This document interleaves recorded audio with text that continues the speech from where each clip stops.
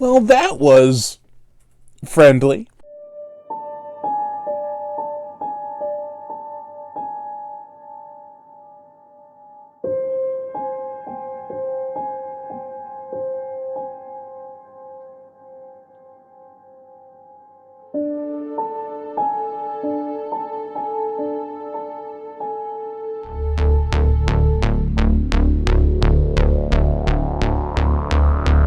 Lords of the Deep.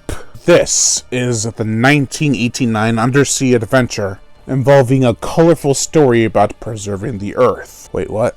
In appreciation for the film Underwater, I'll be reviewing some films that came out in 1989 and 1990 that all have similar plots. But before we get into it, make sure to like, comment on, as well as share this video.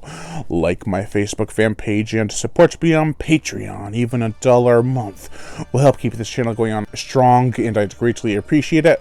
Also hit that notification bell, and as always, subscribe. Alright, let's get into this. The plot. In the year 2020, hey! Mankind has found a way to colonize at the bottom of the ocean. Soon, however, a life form begins to seemingly attack a crew of 8 in an underwater facility. But is it friend or foe? Although we're not quite sure, the movie will reveal all, kind of. This was an interesting take on the underwater horror genre. However, does it really classify as horror? There are tons of sci-fi elements, sure, but there's not much in terms of scare factor. At first, it appears there may be, but then that quickly turns out to not be the case. With a feel-good nature and some decent characters, as well as hammy acting, cool effects and miniatures, and some incitingly erotic music, this film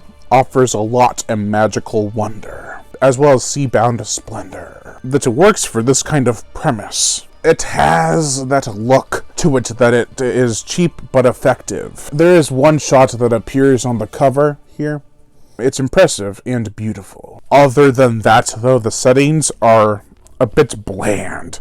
We spend a great deal of time in the underwater colony's base, which looks like crap, and there are some scenes that take place underwater, like in the cavern, and it looks like it's mostly made of lime or some sort of yellow rock. The cinematography was done by Janusz Kaminski, who did such a great job that he was let go from the project because his really good material didn't match up with the really crappy material. Don't get me wrong though, they still used his footage. They just didn't keep Kaminski's name on the project. Near the beginning of the film, there is a substance that one of the crew, Claire, played by Priscilla Barnes, keeps on touching, and it shows her visions of a far-off planet. Earth has been deemed uninhabitable topside in this film, so the substance is a source of seeing beyond the stars. That's right, the creatures in this film are aliens. Who would have guessed? They resemble a moray eel that would be suitable for a Japanese anime.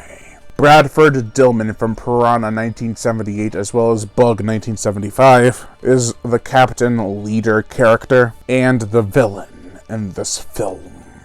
His acting is over the top. It's like he's trying to impersonate William Shatner. The acting in this film is hammy. The performances are either whimsical to the point of staring dumbstruck at something, or humorous for over-the-top acting, like a bad villain overacting. Roger Corman has a cameo in this film as the head of the company the crew works for. I forgot its name. He's also a producer on this film. Shocking. This also has an overly happy ending, which I found ridiculous. The film was directed by a woman named Mary Ann Fisher, so I don't know if that means anything to the overly joyful nature of the film, but still. The gore, the effects, there's absolutely no blood. This film is PG-13 after all. That turned you off? Not everything else I just said? The effects are okay. Practical effects are always a plus. The manta, alien, ray things are really cool though, I'm not going to lie. The motion picture soundtrack, it's definitely interesting, with its synth flute style. Overall, I enjoyed the music. It was a pleasant listen. It does steal a bit from Humanoids from the Deep, but it's Roger Corman. What did you expect? The sound editing is messed up. Dialogue will cut in and out when being spoken to avoid background noise. By the end, this film failed. It's got bad acting. It's poorly edited, and the music is weird, to say the least. Don't get me wrong, it's an enjoyable and decently made film. It's just the message it tries to convey would never settle with a nation of people, I don't think. I mean, it's not impossible, but you know. Overall, I give Lords of the Deep a 1 out of 5.